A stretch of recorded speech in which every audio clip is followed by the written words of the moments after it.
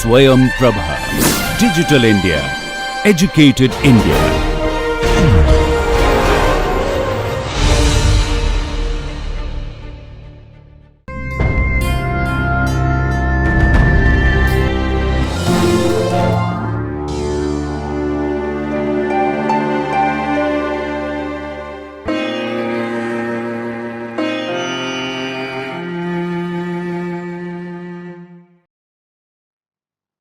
Welcome dear students.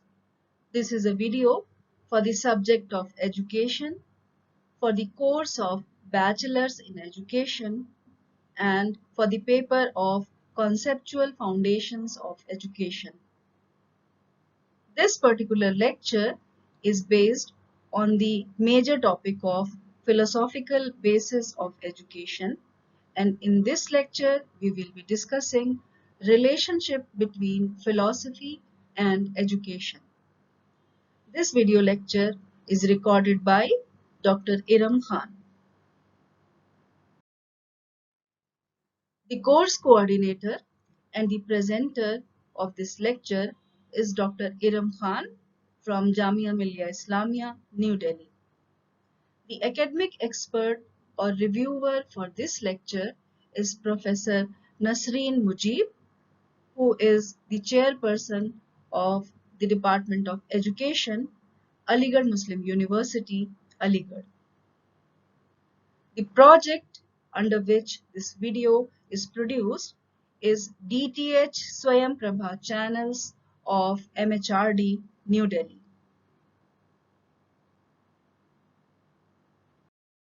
Hello dear students, I am Dr. Iram Khan, Assistant Professor at IASC Faculty of Education, Jamia Millia Islamia, New Delhi. And today we will be discussing on the topic of philosophical basis of education, and in this lecture the emphasis will be on the relationship between philosophy and education. The objectives of this session are to discuss the relationship between philosophy and education and to explain the interdependence of philosophy and education. So let us start with the relationship between philosophy and education. If we try to interpret philosophy and education separately, it will be very hard and very difficult because both the philosophy and the education aim to impart knowledge of the truths and realities of life, and both of them want to develop the child accordingly. Both are integrally and interdependently related to each other. In the words of J.S. Ross, philosophy and education are like the two sides of the same coin. The one is implied by the other. The former is the contemplative side of life, while the latter is the active side. So, in his words, J.S. Ross actually exclaims that philosophy is the contemplative side of life, whereas education is the active side of life. In the words of Adams, he says that education is the dynamic side of philosophy. It is the active aspect of philosophical belief. So here Adams is also having the same view that education is the dynamic side of philosophy. Philosophy determines the actual destination of education. Education is a conscious, dynamic process which need proper guidance and supervision. Without proper guidance and supervision, it cannot achieve its goal. Philosophy determines the goal of life and also provides suitable and effective guidance and supervision for education to achieve that particular goal which is actually aimed. So without the help of a philosopher, education cannot be a successful process of development, and achievement is also very much difficult. Spencer has very rightly remarked that true education is practicable only by a true philosophy. So it seems to be very much essential to have a philosophy of life. Then only the proper education, the practicable education is possible. And philosophy determines the various aspects of education. Some scholars believe that philosophy is concerned with abstract items and conceptions only, while education deals with practical, concrete things and various concrete and practical processes. So we can say that the two are different and there exists no relation between them. But this is a wrong belief. If we are believing in this point that both of these have no relation, it is a wrong belief. Why? Because both philosophy and education are intimately and integrally connected with each other. Separation between the two is not possible on any account. And in this lecture, we will be going to establish this particular fact. So it is the philosophy we must know that has been influencing all aspects of education since the very beginning, and it goes on influencing education for all times to come, or we can say throughout the life of an individual. So once again, it will be better to recollect the saying of Ross, what Ross has exclaimed. He said that philosophy and education are like the sides of the same coin, present different views of the same thing, and the one is implied by the other. So the words of Ross are very much true because he says that philosophy and education, they can't be separated. Like we can't separate the two sides of a coin. In the same way, we can't separate philosophy and education. So this is something which is actually exclaimed by Ross. Now, many of the great philosophers have been great educationists. This is something which is to be observed, and we can actually go ahead and look into all those history books and the philosophy books, and we can see that there were all those great philosophers. They came to be great educationists. So history reflects to the fact that great philosophers have been great educationists also of their own times. In case of few of them, like the case of Plato, Socrates, John Locke, then Comenius, Rocha, Froebel, John Dewey, then Mahatma Gandhi, R.N. Tagore, Aurobindo Ghosh, uh, Jiddu Krishnamurti, and many more. There are lots and lots of numbers of uh, these philosophers and educationists whose name we can take, and there are others who were very much great philosophers of their times, and they were also talking about education every now and then. So their philosophical treatises have been important guidebooks for educational planning and determination of educational aims for children of, of the world. Basically, they are not only restricted to any country. These philosophers and educationists are their thoughts and their pinpointed suggestions were spread throughout the world, and they have changed the norms of the philosophy of the entire world. So in other words, we can say that all great philosophers have employed education as a means to translate their philosophical ideas into practice for the people to follow and develop themselves. We all are. If you just do a kind of introspection, you can find that every person, every human being is influenced by some sort of philosophy which you follow. Knowingly or unknowingly, every human being follows a philosophy in his or her life, and that philosophy is actually implied by the education.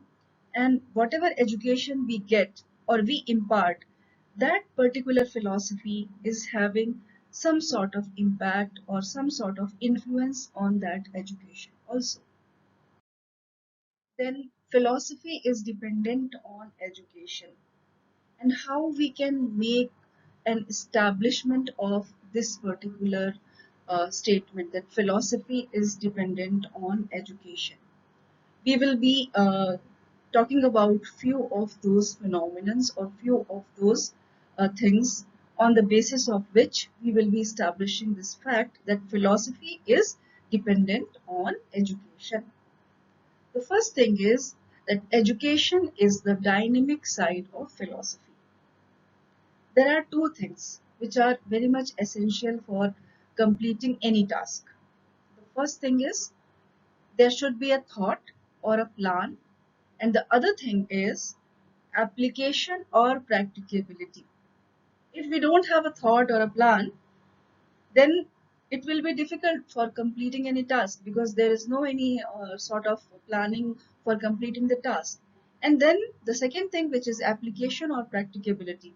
If the task is not practicable, it's not doable, then also we will be coming down to not completing the task, or the task will not be accomplished. So philosophy is the thought or plan.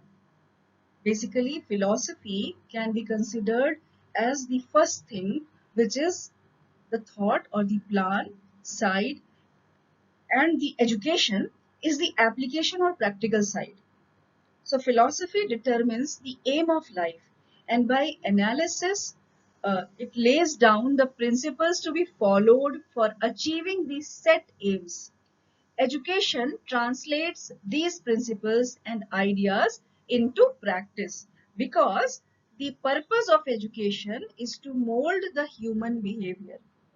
So, if we regard this statement which is given by Adams, that education is the dynamic side of philosophy, it comes to be, or it implies to be, very much true, because we have seen that education can be considered as the dynamic side or the practicability aspect of philosophy, which is the thought process or the planning ability. Or you have to see that if there is a plan, it means that there will be some philosophy behind it, and if this plan is practicable, it is doable, then education will be influencing that doability or the practicability or the application part of the task to be accomplished. So Adams' statement, education is the dynamic side of philosophy, can be said to be very much true. Education is a means to achieve the goal. It is philosophy which determines the aims of life. Through analysis and classification, these are divided into goals to be achieved by the process of education. Herbert Spencer holds the same opinion. He says, he actually quotes, that education has no time to make holiday till all the philosophical questions are once for all cleared up.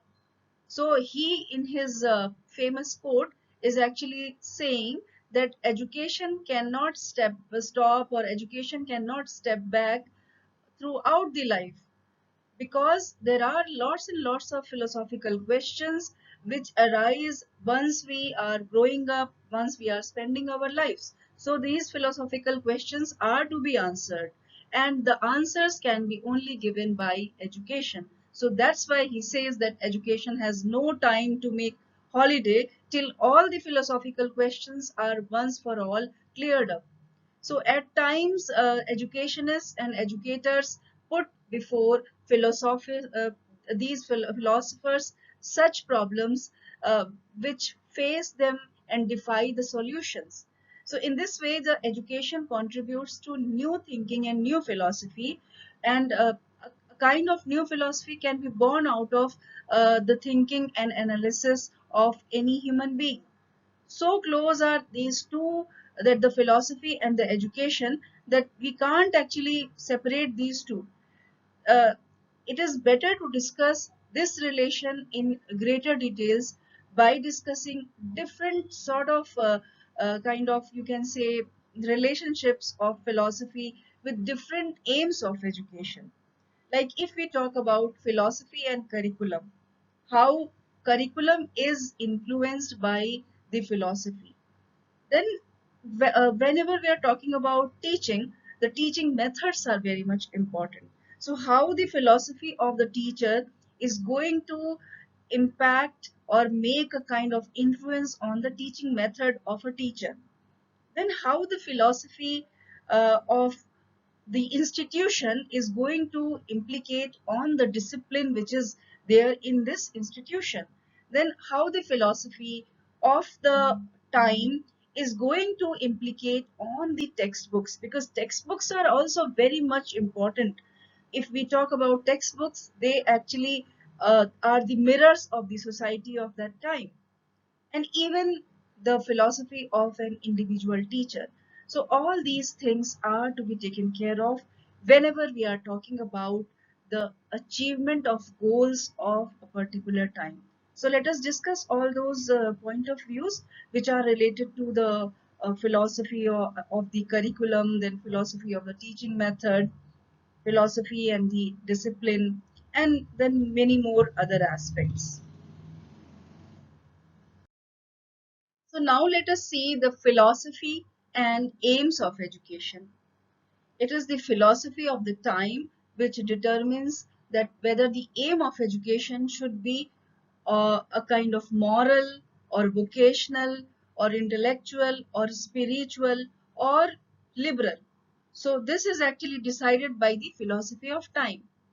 And if we quote Rusk here, he says that every system of education must have an aim, and the aims of education are related to the aims of life. Philosophy formulates what should be the end of life, while education offers suggestions how this end is to be achieved, how we should achieve the aim of the present time, which can be inclined towards any of the types, but it is the philosophy which formulates that how to achieve that particular aim. The next is philosophy determines the choice of studies or the curriculum. When aims are set, the next step is to find means to achieve those aims. And curriculum is the mean, or you can say that curriculum provides us the mean through which educator realizes his or her goal. Aims of education, on the other hand, are determined by the philosophy. So we can say that philosophy too decides why a particular subject should be included in the curriculum so that the demands of the emerging needs of the society can be fulfilled. So we can say that the curriculum is designed, it is formulated as the philosophy of that particular time is actually percolating to the aims of the society. So curriculum is very much important, and it is decided by the philosophy of the time. Then philosophy influences the textbooks. To achieve our aims of life and especially of our education, textbooks are of great importance and they are of supreme value. The choice of textbooks also involves philosophy, since the textbooks contain matter which reflects the ideology, ideals, and values of the society. The textbooks must cater to the needs of an ideal life. So it is indisputably a fact that philosophy has its role in the choice of textbooks. So basically, there should be some governing body who has to keep a keen eye on the development of the textbooks so that the proper content should be transferred to the students. So this is something which is of great importance, and here the intervention of the government is also to be taken care of, because these textbooks are taken by the students as very much important things. So the philosophy is very much important whenever we talk about the selection of the textbooks or the development of the textbooks. Philosophy and the choice of teaching methods. Why this is important? Because methods are the means through which goals of education can be realized. And here methods are basically the teaching methods. So there are many instances in which we can see that the philosophical principles of the teacher have influenced the teaching method. For example, if we take a teacher who is having the philosophy influenced by pragmatism, And pragmatists advocate project method, which is more practical and experimental. So we can observe this teacher who is very much influenced by pragmatism or the pragmatist school of philosophy, implying or using the practical and experimental methods in his teaching practices. In the same way, the teacher who belongs to or who is influenced by naturalist philosophy, which advocates learning by doing and other self-learning and self-developing methods, uh, will be will be seen to be using that sort of teaching methods.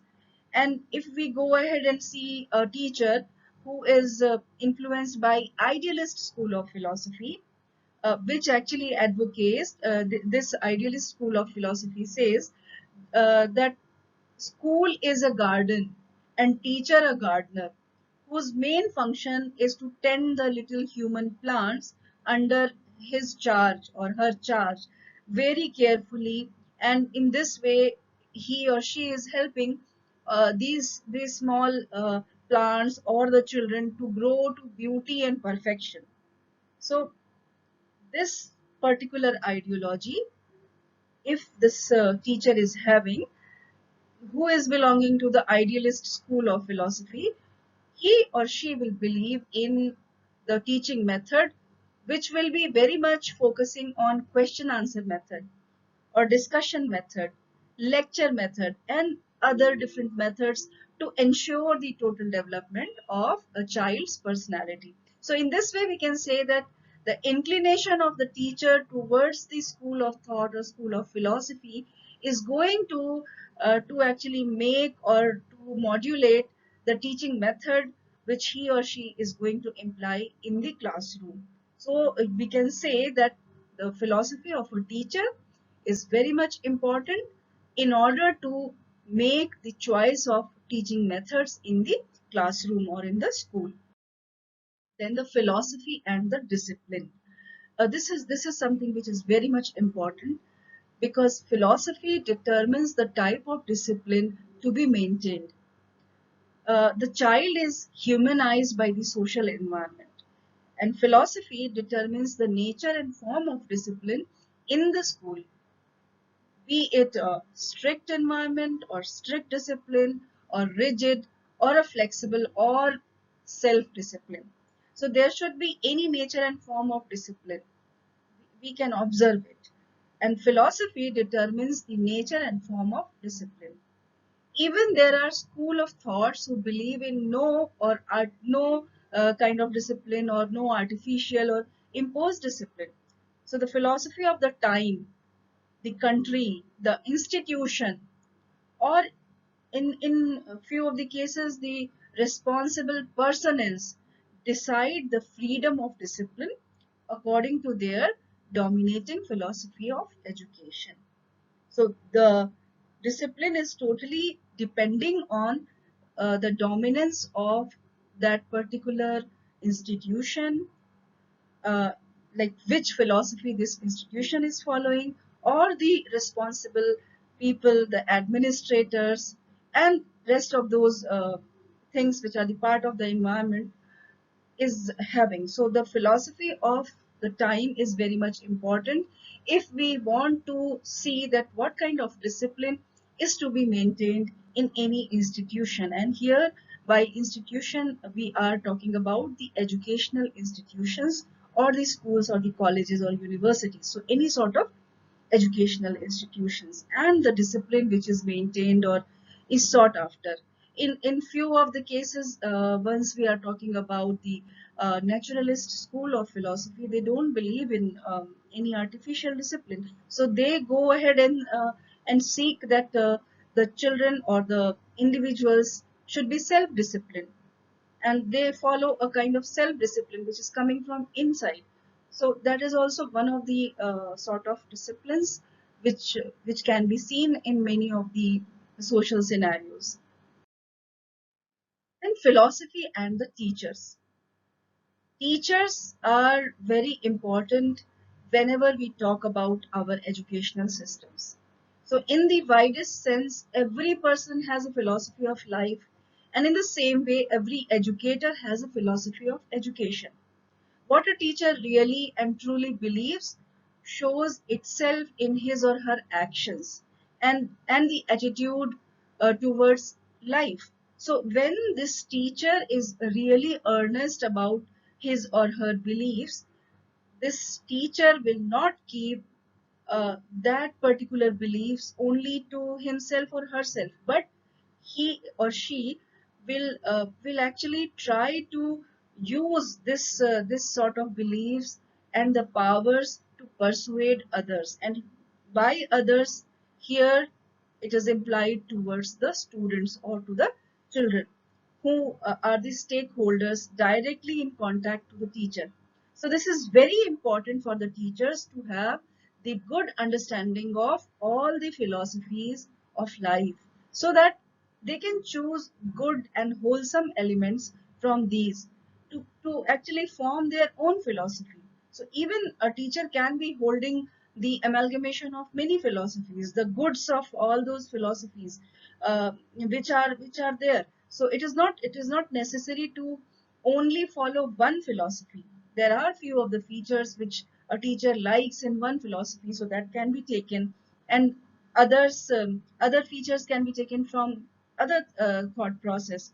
And in this way, this teacher can formulate his own philosophy, which will be a better thinking or a better way to actually deal with the students in a very humanistic way.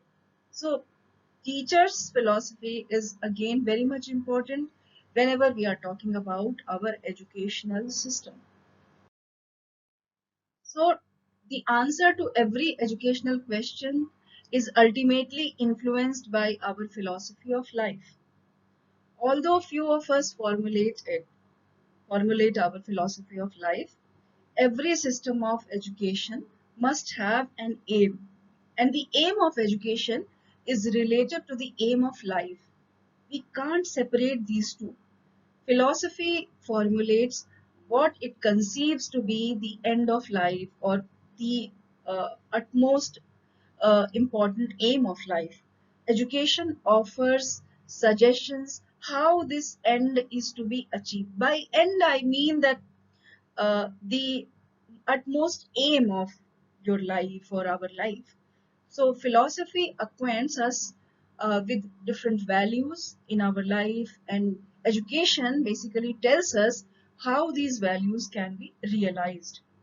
So that is why we actually give a lot of emphasis and we place a lot of value to the systems and to the value systems in our lives, while considering the nature of the school curriculum or the method of school discipline, the techniques of instruction, and the methods of teaching, then the school organization, and many more such sort of things. So these values are nothing but a philosophy of education, which in the ultimate analysis is a philosophy of life. Philosophy gives meaning to all that is done in an educational process. Philosophy is the main guide towards which we have to look at points of conflicts in the educational endeavors which we have. So we must have an aim of education for giving direction to various educative processes or various activities which we do.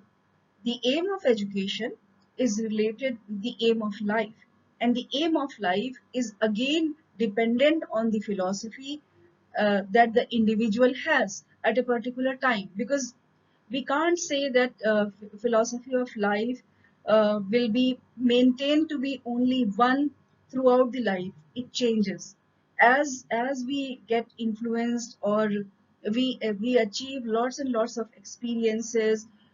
We go ahead in our life.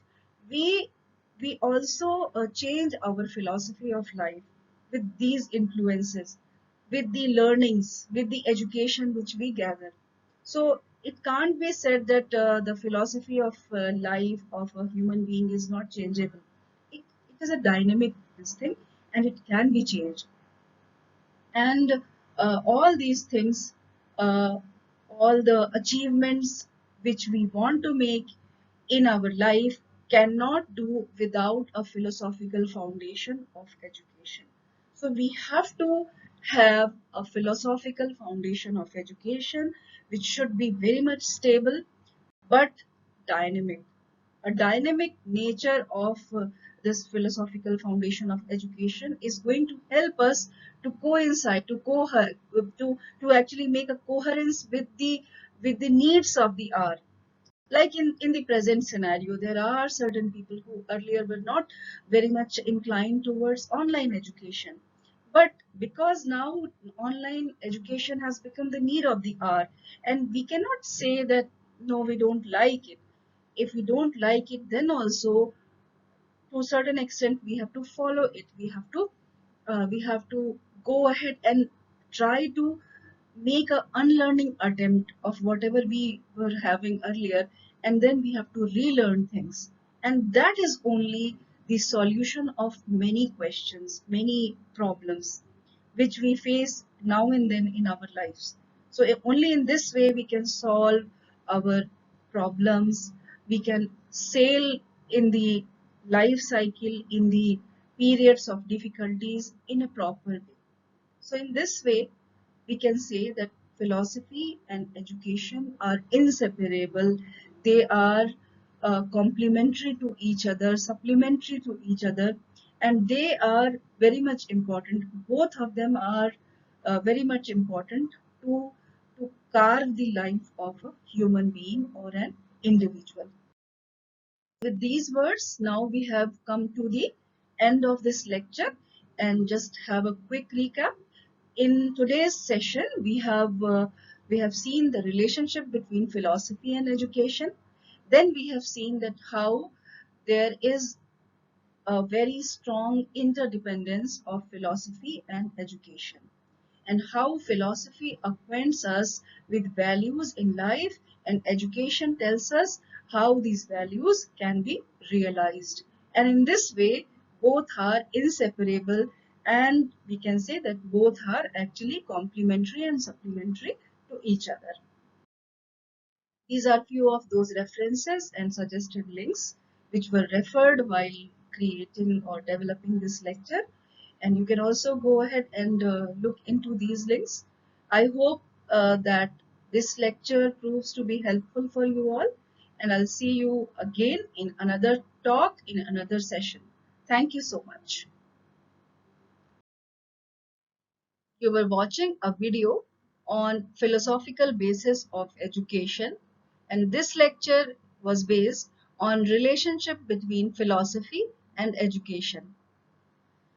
This video lecture was recorded by faculty at home during the national lockdown period for COVID-19 pandemic using minimal technical resources. Technical errors, if any, are unintentional and may please be ignored. For any queries with regard to this lecture or broadcast, kindly send your email to techsupport@dth.ac.in. Thank you so much.